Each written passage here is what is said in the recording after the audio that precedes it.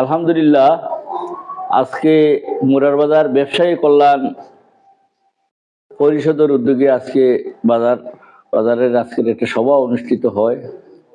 আজকের এই সভায় সভাপতিত্ব করেন কমিটির সভাপতি সাবেক ইউপি সদস্য মাসুক মিয়া সাহেব এবং বাজারের ব্যবসায়ীবৃন্দ এবং এলাকার গণ্যমান্য ব্যক্তিবৃন্দর উপস্থিতিতে আজকের সভায় আলোচনা হয় যে আমরা চতুর্দিকে চুরি বৃদ্ধি হয়ে গেছে।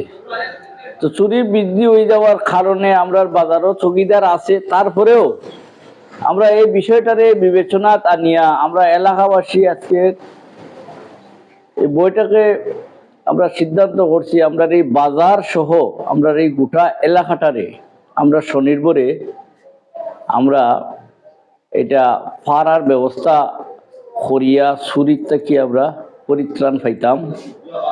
আর আমি আশা করব আমরা সবাই সহযোগিতা কর্তা এবং চতুর্দিকে যেভাবে চুরোর উপদ্রব বাড়ছে আপনারা সবে বাড়িঘরও যার একটা সচেতনভাবে আপনারা থাকবা।